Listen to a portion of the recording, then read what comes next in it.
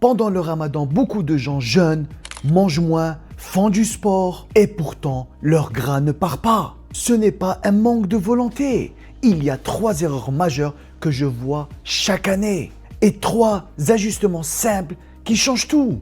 Avant de commencer, précision importante. Le ramadan ne te fait pas perdre du muscle. En un mois, on ne fond pas musculairement. Ce que les gens ressentent, c'est surtout moins de glycogène, moins d'eau et moins de congestion. Donc pas de panique. Le vrai sujet, c'est la stratégie globale. Erreur numéro 1, croire que le jeûne suffit. Première erreur, croire que jeûner égale perte de gras. Le corps ne compte pas les heures sans manger. Par contre, il compte les calories sur la journée. Tu peux manger une seule fois et être en surplus calorique. Erreur numéro 2, tout compenser à l'iftar. Deuxième erreur, transformer l'iftar en rattrapage. Ce qui bloque, premièrement, portion incontrôlée. Deuxièmement, friture plus sucre. Et troisièmement, je me suis privé, donc je mérite. Mettez-vous une chose dans la tête que ce n'est pas l'iftar le problème, c'est la compensation. Troisième erreur, vouloir faire comme hors ramadan. Cette troisième erreur, c'est vouloir manger, s'entraîner exactement comme hors ramadan. Résultat, fatigue accumulée, mauvaise récupération et faim mal gérée.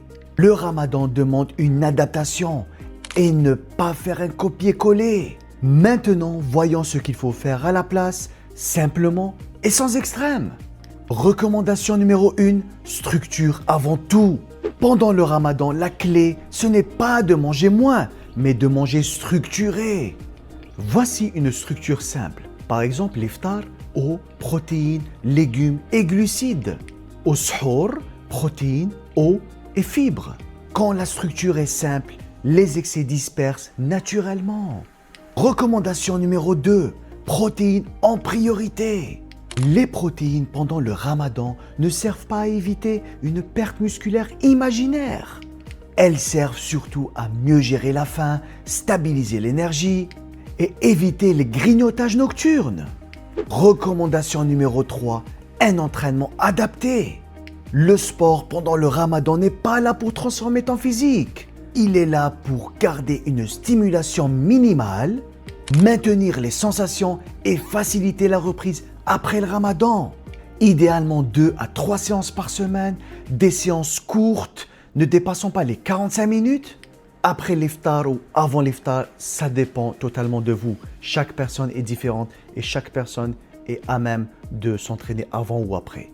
Ça, je vous laisse à vous de choisir. Le ramadan ne te fait pas perdre du muscle et il ne ruine pas à ton métabolisme. Ce qui bloque ta perte de gras, ce sont des erreurs simples et une stratégie mal adaptée. Si tu veux perdre du gras pendant le ramadan sans extrême, sans frustration et sans bullshit, abonne-toi.